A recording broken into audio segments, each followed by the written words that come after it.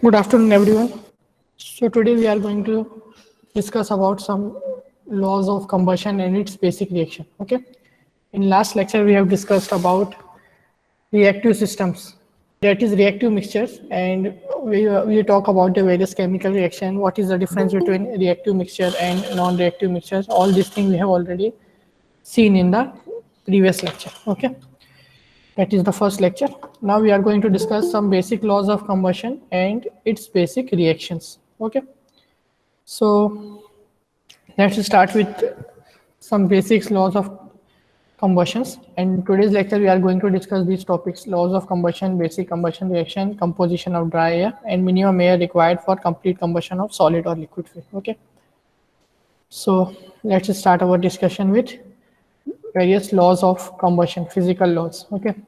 So the first law which is applicable in law of combustion is law of conservation of mass, which we already know. What is law of conservation of mass? Mass can neither be created nor be destroyed. Okay. But in the context of the combustion, how we can modify that statement? Total mass of the product would be equal to total mass of the reactant. ठीक है, जितना मास chemical reaction यानी कि combustion होने के पहले overall compounds का रहेगा उतना ही मास कितना रहेगा ओवरऑल कंपाउंड का रिएक्शन होने के बाद रहेगा, ऐसा ठीक है, ऐसा हम बोल सकते हैं। क्यों मास कंजर्व रहता है? हम जो इक्वेशन अगर बैलेंस कर रहे हैं वहाँ पे नंबर ऑफ एलिमेंट जो है, जो एलिमेंट्स प्रोडक्ट में है वही एलिमेंट्स हमको रिएक्टेंट में रहेंगे, ठीक है, और उन सभी एलिमेंट्स का एटॉमिक मास सेम रहेगा। What is do you mean by mass? Mass is the mass would be equal to atomic mass into number of atoms. So क्योंकि एटॉमिक मास सेम रहेगा, वो केमिकल रिएक्शन के बाद change नहीं हो रहा है, नंबर ऑफ एटम्स उस पर्टिकुलर एलिमेंट के सेम रहेंगे दोनों साइड में इक्वेशन के, तो ऑब्वियसली टोटल मास भी कंजर्व रहेगा, ठीक है। So it states that the total mass of each element is conserved during a chemical reaction.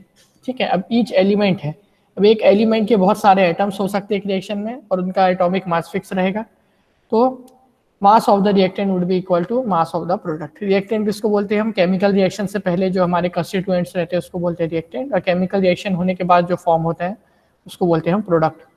Also, the total number of atoms of each element is conserved during a chemical reaction, since the total number of atom is equal to total mass of the element divided by its atomic mass। या फिर इसको इस तरीके से बोल सकते हैं कि total mass of the element would be equal to total number of atoms of the element into atomic mass। ठीक है।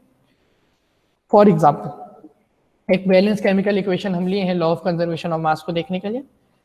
तो balance chemical equation is H2 + ½ O2 gives H2।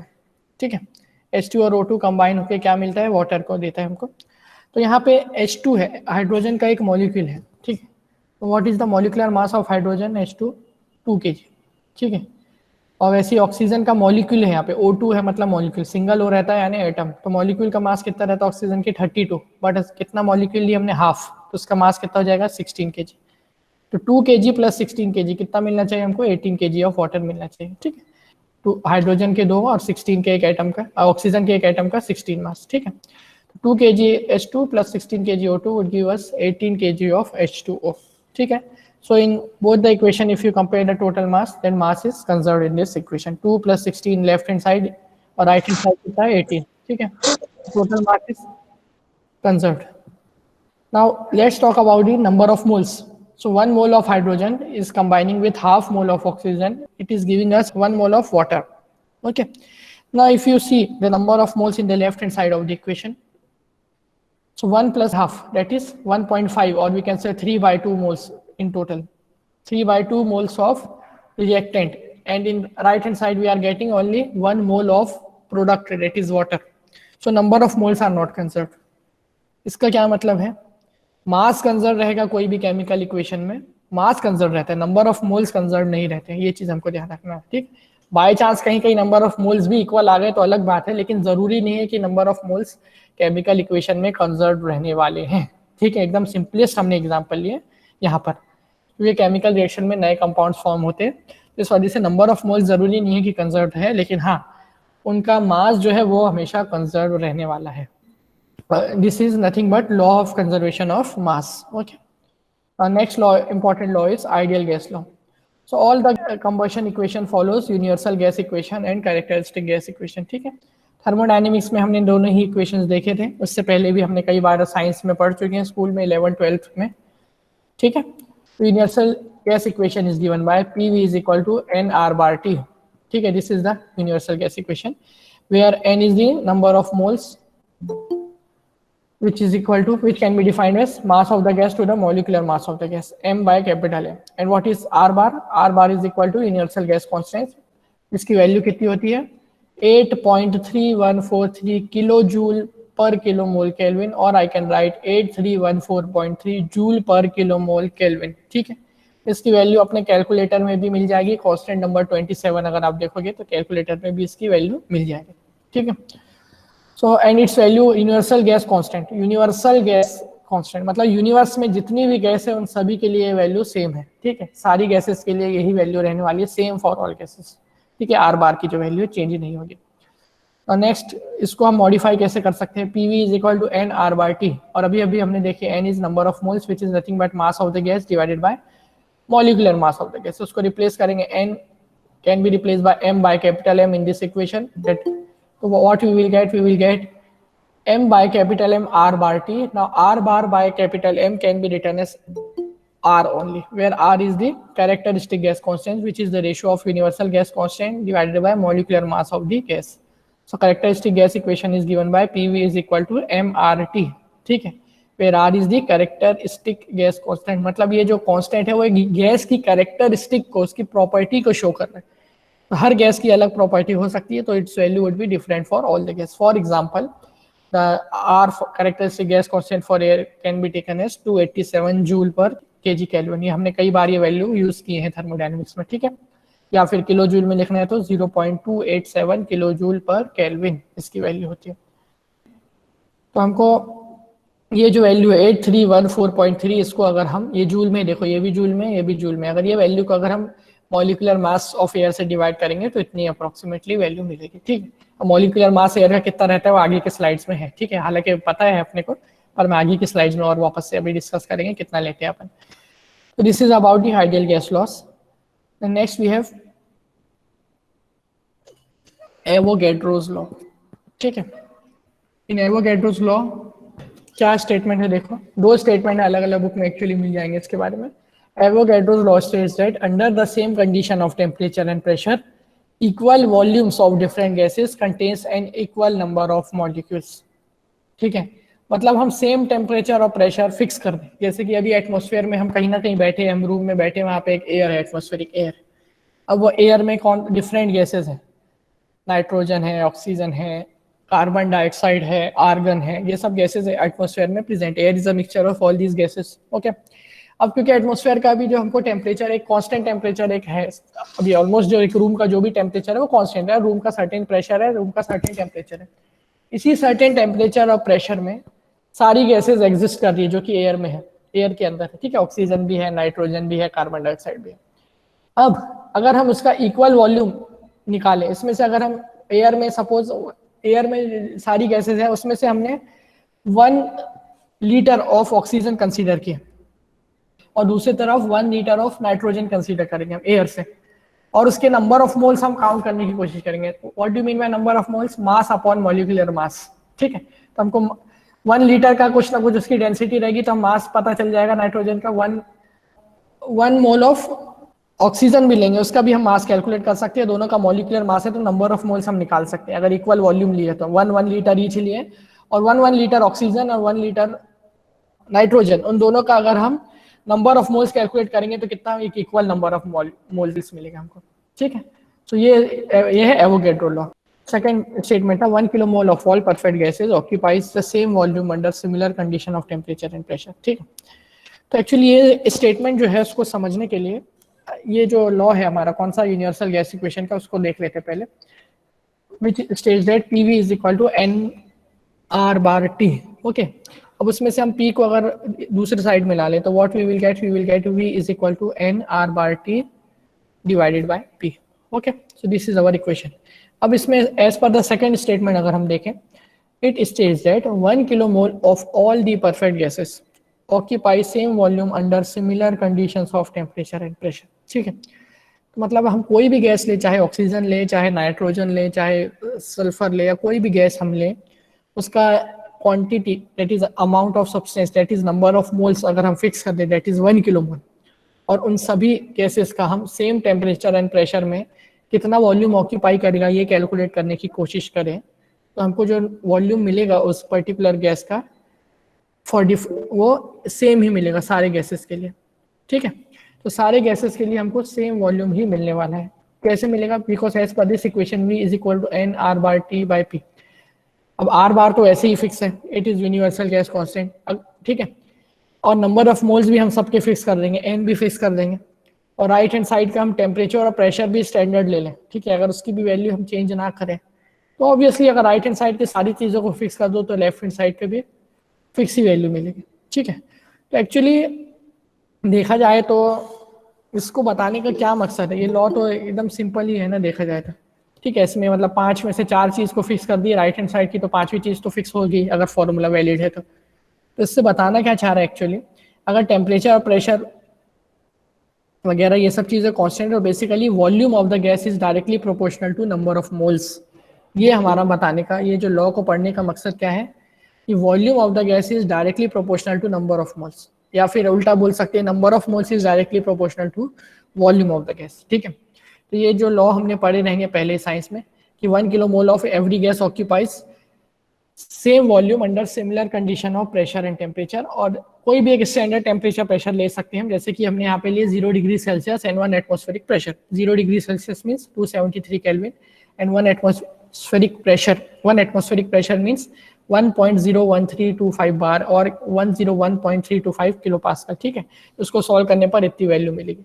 कोई कोई बुक्स में इस तरीके से भी दिया रहेगा, 1 किलो मोल की जगह 1 मोल दिया रहेगा, तो वॉल्यूम 1 मोल का वॉल्यूम कितना मिलेगा, इसको डिवाइड कर दो 1000 से, 22.4 metre cube divided by 1000 which would be 22.4 liters because 1 metre cube would be equal to 1000 litre. ठीक है, तो कोई भी स्टैंडर्ड टेम्परेचर प्रेशर हो सकता है, जरूरी नहीं वो हर बार 0 डिग्री रहे और 1 एटमॉस्फेरिक प्रेशर ही रहे, कोई भी उसमें वैल्यू बस ये 22.4 की चेंज जाएगी। तो अल्टीमेट एम क्या है, डिफरेंट गैसेस एक ही टेम्परेचर में और एक ही प्रेशर में एग्जिस्ट कर रहे हैं, सभी गैसेस की अगर हम सेम वॉल्यूम ले तो उनका नंबर ऑफ मोल्स भी सेम मिलेगा हमको, ये कहने का मतलब है, irrespective of the type of the gas. So basically in general we can say volume is directly proportional to number of moles, or I can write V1 by V2 is equal to N1 by N2 provided temperature and pressure are fixed in both the cases, in case 1 and case 2। ठीक है, तो ये हम इससे conclusion निकालना चाह रहे थे एक्चुअली एवोगैड्रोस लॉ को पढ़कर, volume of gas is directly proportional to its number of moles. ठीक है, तो मतलब जहाँ कहीं भी ऐसा अगर दिया रहा है क्वेश्चन में कि इस फ्यूल में इस जगह पे वॉल्यूम का कंपोजिशन ये है, परसेंटेज कंपोजिशन की अगर बात हुई तो ठीक है, तो अगर हम बोल रहे हैं कि बाय वॉल्यूम इस मिक्सचर में, इस गैस के मिक्सचर में बाय वॉल्यूम ऑक्सीजन इतना है, सल्फर इतना है, नाइट्रोजन इतना है, इस तरीके से हम बोल रहे हैं, तो हम वॉल्यूम को अगर परसेंटेज कंपोजिशन, कोई वॉल्यूम की जगह नंबर ऑफ मोल्स टर्म भी यूज कर रहे हैं तो इतना हम लिबर्टी ले सकते हैं कि चलो वॉल्यूम दिया है तो हम उसको नंबर ऑफ मोल्स भी इक्विवेलेंट कंसीडर कर सकते हैं, because volume and number of moles are directly proportional. अगर हम परसेंटेज कंपोजिशन की बात कर रहे हैं तो ठीक है, नॉट दी एक्चुअल अमाउंट। अगर एक्चुअल अमाउंट निकालना है तो फिर ये इक्वेशन यूज करना पड़ेगा, वॉल्यूम और नंबर ऑफ मोल्स के बीच में, PV is equal to N R by T. ठीक है, तो जहां जहां परसेंटेज कंपोजिशन बाय वॉल्यूम की बात हो रही है वहां की बात कर रहा हूँ, तो either we can say volume और we can say number of moles. ठीक है, ये इसका मतलब है एवोगैड्रोस लॉ का। Then we have basic combustion equation, ये चीज और क्लियर हो जाएगी वॉल्यूम और नंबर ऑफ मोल्स की, मैं क्या बोलना चाह रहा था वॉल्यूमेट्रिक एनालिसिस में, उसकी बात करते हैं। Now let's talk about the basic combustion reaction। तो जैसे कि ये 3 बेसिक कंबशन रिएक्शंस हैं, इसके बारे में थोड़ा सा बात कर लेते हैं। हाइड्रोजन का ऑक्सीडेशन होता है तो वाटर मिलता है, कार्बन का ऑक्सीडेशन होता है तो कार्बन डाइऑक्साइड मिलता है, सल्फर का ऑक्सीडेशन होता है तो सल्फर डाइऑक्साइड मिलता है। तो H2 + half O2 gives H2O, ये चीज हमने इक्वेशन अभी डिस्कस की है पिछले स्लाइड्स में। ठीक है, जहाँ पे law of conservation of mass हम डिस्कस कर रहे थे। तो 2 kg of H2 + 16 kg of O2 gives 18 kg of water। Okay, now do one thing, divide both side bye 2। ठीक है, both side of equation by 2, तो क्या मिलेगा हमको 1 kg of H2 + 8 kg of oxygen gives us 9 kg of water. Okay, तो इससे क्या conclusion मिल रहा है हमको, it indicates that 1 kg of hydrogen requires 8 kg of oxygen to produce 9 kg of water, ये इससे हमको कंक्लूजन मिल रहा है। सिमिलरली अगर सेकेंड इक्वेशन देखें हम, 12 kg of कार्बन का कितना होता है एटॉमिक मास 12, ऑक्सीजन का molecular mass 32 and carbon dioxide का कंपाउंड का मास टोटल 44। तो 12 kg carbon + 32 kg oxygen would give us 44 kg of carbon dioxide. अब now again divide both side by 12, what we will get 1 kg of carbon + 8/3 kg of oxygen would be equal to 11/3 kg of CO2. 44 divided by 12 would be 11/3. ठीक है, तो यहाँ ये क्या indicate कर रहा है, 1 kg of carbon requires 8/3 kg of oxygen to produce 11/3 kg of carbon dioxide. ठीक है, सिमिलरली सल्फर डाइऑक्साइड के लिए भी लिख सकते हैं 32 + 32 is equal to 64. 1 kg sulphur plus 1 kg oxygen would give us 2 kg of sulphur dioxide. ठीक है, इस तरीके से लिख सकते हैं. अब ये दो चीजें ये चीजों को मैंने रेड से मार्क किया हूँ, तो इसको अब आगे यूज होने वाला है data. 1 kg of hydrogen requires 8 kg of oxygen, carbon requires 8/3 kg and sulfur requires 1 kg. ठीक है, ये आगे यूज होने वाला है. उसके अलावा अगर मान लो इनकम्प्लीट कंबशन हो रहा है, मतलब कार्बन को बर्न होने के लिए सफिशिएंट ऑक्सीजन नहीं मिल रहा है, तो कैसी इक्वेशन मॉडिफाई होगी. 2 atoms of carbon will combine with 1 molecule of oxygen to give 2 molecule of carbon monoxide. ठीक है, अब यहाँ पे कार्बन का एटम का एक एटम का मास होता है 12, 2 एटम लिए तो 24, ऑक्सीजन का मॉलिक्यूल 32 एंड टोटल 56 kg. ठीक है, कार्बन मोनोऑक्साइड का मास कितना होता है 28, 12 + 16, ऑक्सीजन का 16, कार्बन का 12, 28 × 2 56. ठीक है, कि इक्वेशन के दोनों साइड को 24 से हम डिवाइड करेंगे, तो what we will get 1 kg of carbon plus 4/3 kg of oxygen will give us 7/3 kg of CO. ये इक्वेशन कब वैलिड है, जब इनकम्प्लीट कंबशन होगा. इनकम्प्लीट कंबशन कब होता है, जब हमको फ्यूल तो रहता है हमारे पास बट सफिशिएंट ऑक्सीजन उसको मिलता नहीं बर्न होने के लिए. ठीक है, फ्यूल को बर्न होने के लिए सफिशिएंट ऑक्सीजन चाहिए.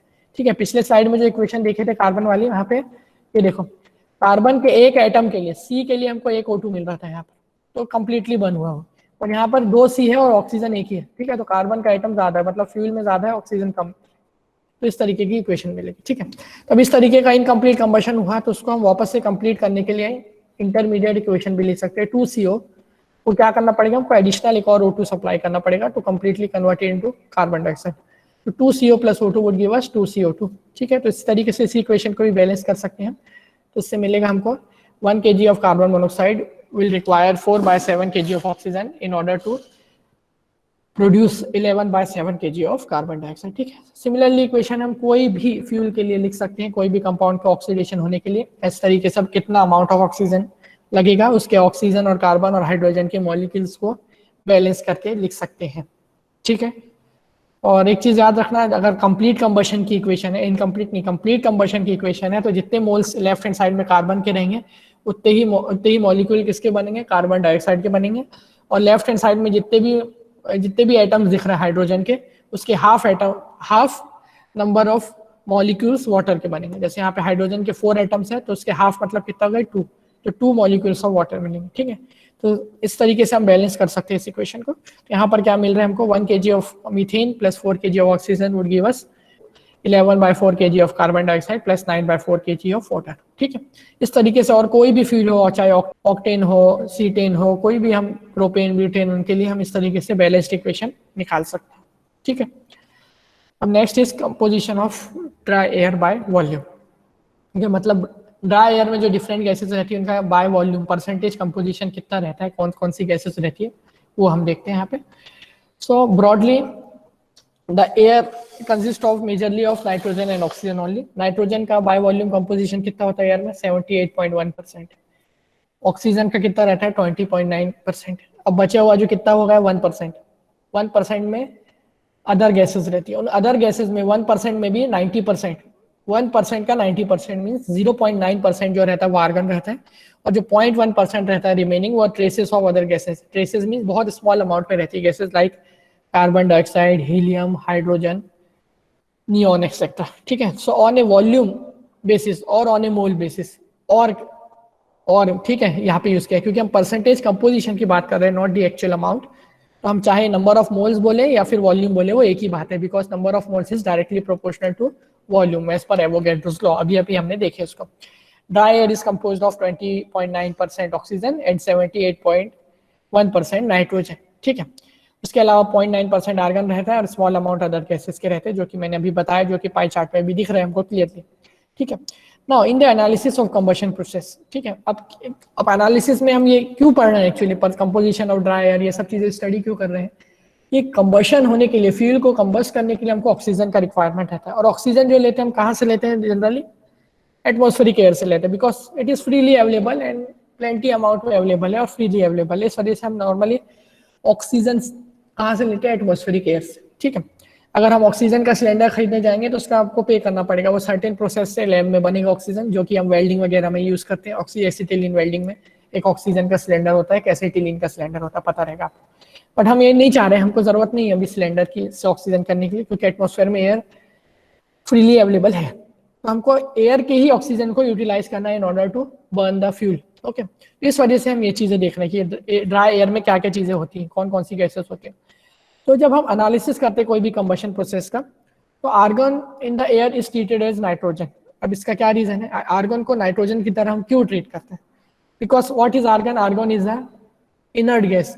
Helium, neon, argon, krypton, xenon, radon, all these are inert gases. Inert gases को बोलते हैं, इनको बोलते हैं इनर्ट गैसेस, जो केमिकली रिएक्ट नहीं करते दूसरे कंपाउंड के साथ। That are, these gases are most stable compounds, ठीक है, most stable elements, sorry not compound, most stable elements these gases, तो किसी के साथ केमिकली रिएक्ट नहीं करते, ठीक है। अब नाइट्रोजन की अगर हम बात करें तो नाइट्रोजन भी इस कंबशन प्रोसेस में इसकी तरह ट्रीट करता है एज एन इनर्ट गैस, मतलब वो भी कहीं ना कहीं रिएक्ट नहीं करता कंबशन ऑक्सीजन वगैरह के साथ। तो इस वजह से हम उसको इनर्ट गैस की तरह ट्रीट करते हैं। और अभी हम आगे देखेंगे इसका और रीजंस देखेंगे आगे की स्लाइड में कि क्यों हम इसको इनर्ट गैसेस की तरह ट्रीट करते हैं। फिलहाल ऐसा एज्यूम करो कि जो, क्योंकि आर्गन और नाइट्रोजन भी इनर्ट गैस की तरह ट्रीट करते हैं और आर्गन तो इनर्ट गैस है ही, तो जो आर्गन का 0.9% कंपोजिशन है वो भी हम नाइट्रोजन में ऐड कर लेते हैं। तो 0.9 प्लस 78.1 कितना हो गया? 79% हो गया। अब बची हुई अदर गैसेस, ठीक है, 20.9% उसमें से ऑक्सीजन ही है, तो हम ये जो 0.1% अदर गैसेस है उसको हम इग्नोर कर देते हैं। The gases that exist in traces amount are disregarded, ठीक है, उसको इग्नोर कर देते हैं। तो ऐसा एज्यूम करते हैं फिर जो बचा हुआ है वो ऑक्सीजन ही है।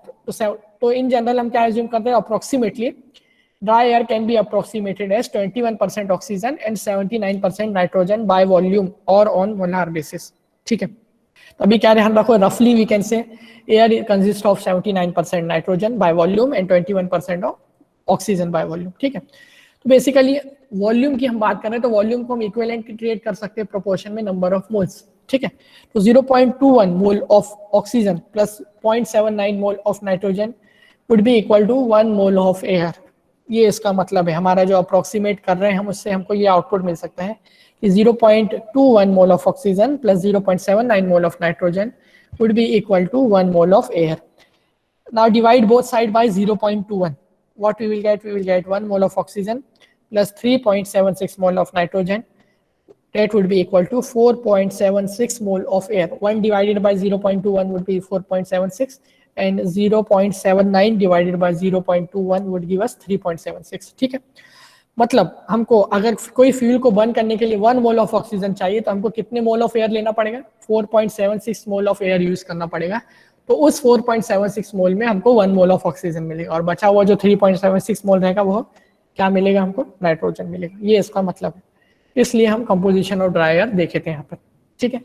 अब इसी को हम, ये तो वॉल्यूम एनालिसिस किया, अगर इसका हमको ग्रेविमेट्रिक एनालिसिस या फिर बाय मास एनालिसिस करना है तो किस तरीके से कर सकते हो वो भी देख लो। Conversion of molar basis, that is volumetric analysis, into mass analysis, that is gravimetric analysis. उसके लिए कंस्टिट्यूएंट लिया मैंने नाइट्रोजन, ऑक्सीजन, ठीक है।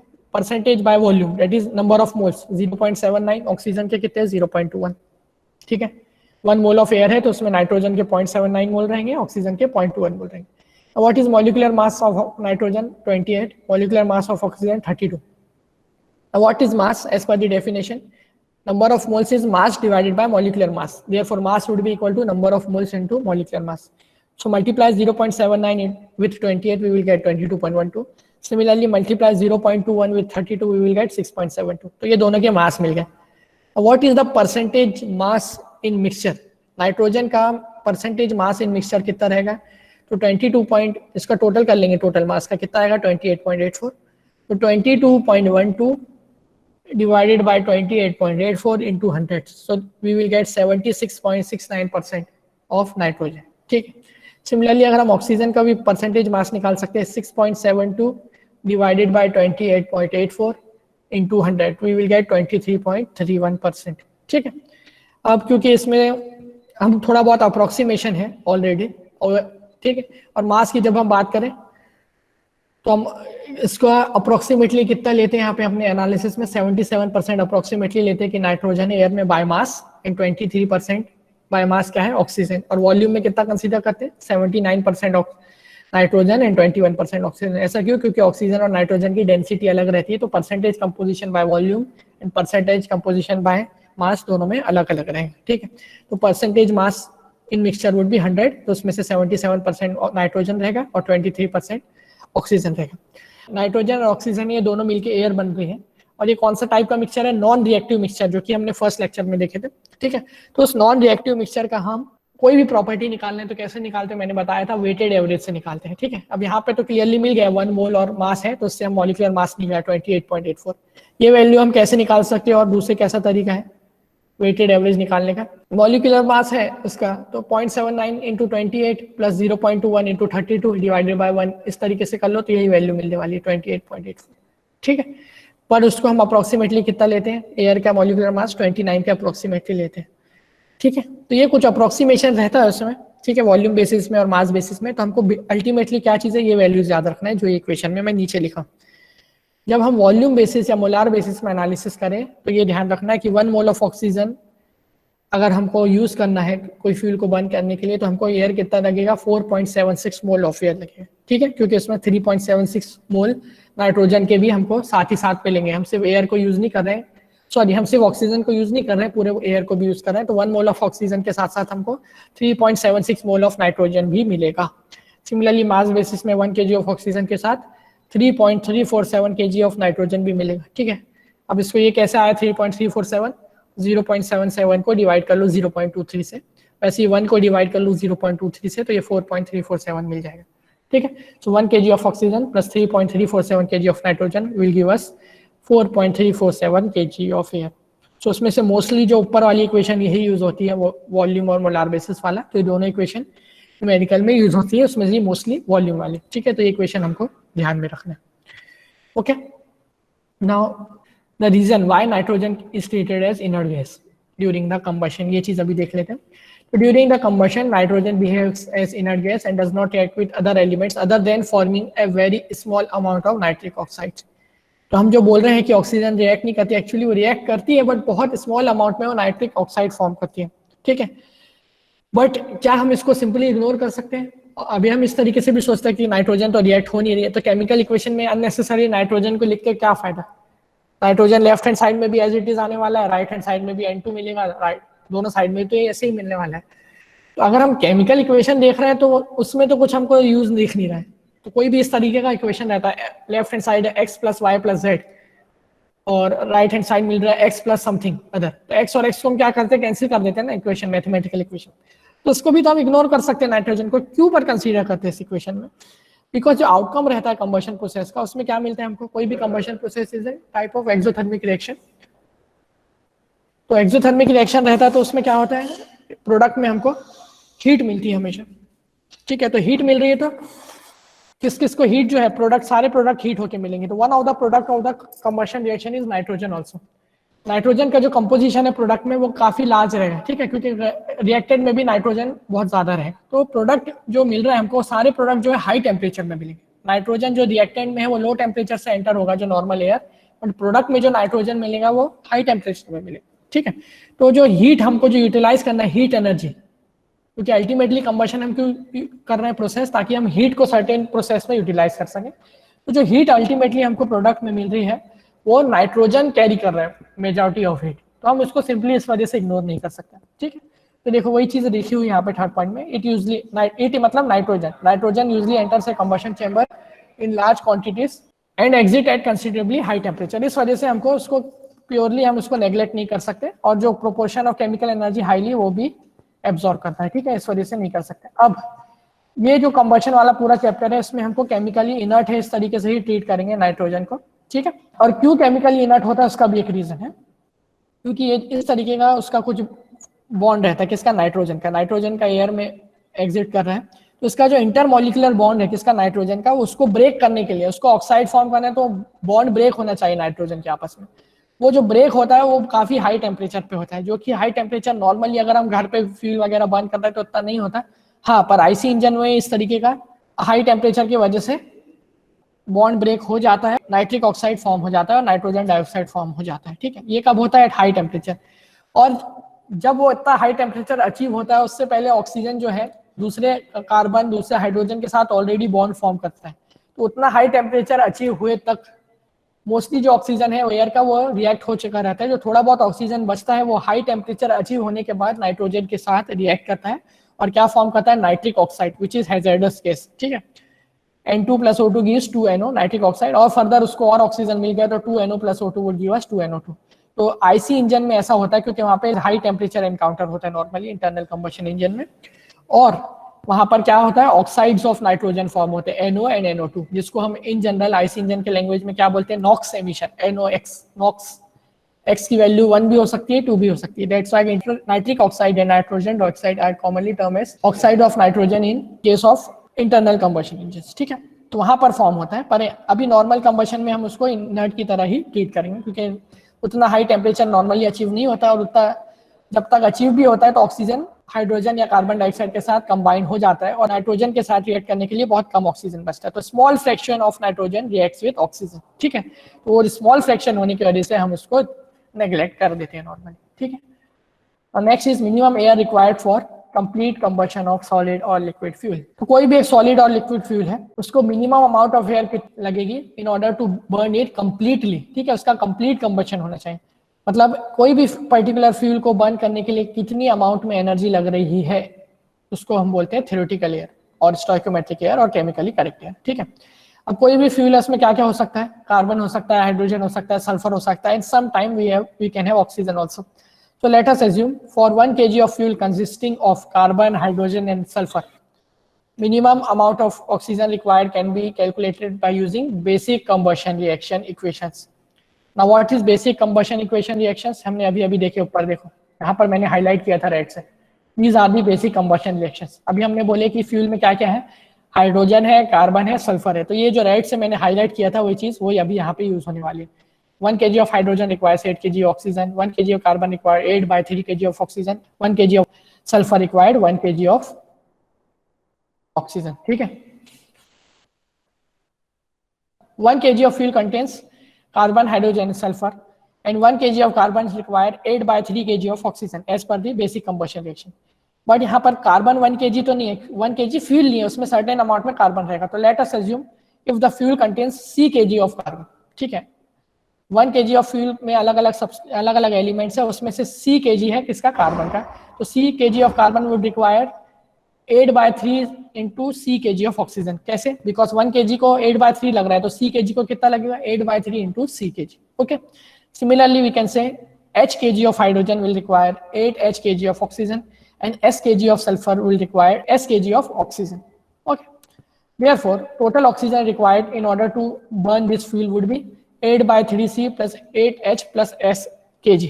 ठीक है, बिकॉज फ्यूल में कार्बन है, हाइड्रोजन है, सल्फर है, तो इतने अमाउंट में ऑक्सीजन हमको, इतने केजी में ऑक्सीजन हमको रिक्वायर्ड रहेगा। ठीक है, अब कोई ऐसा फ्यूल हो सकता है जिसमें ऑक्सीजन भी पहले से प्रेजेंट हो, हाइड्रोजन, सल्फर और कार्बन का, तो जब वो फ्यूल को, ऐसे फ्यूल को हम बर्न करेंगे तो फ्यूल के अंदर का ही ऑक्सीजन भी यूटिलाइज हो जाएगा कार्बन को, हाइड्रोजन को, सल्फर को ऑक्सीडाइज करने के लिए। ठीक है, ऑक्सीजन तो फ्यूल को बर्न करने के लिए, उसको ऑक्सीडाइज करने के लिए यूज होता है, तो जो कुछ ऑक्सीजन जो है हमको फ्यूल में से ही मिल जाएगा।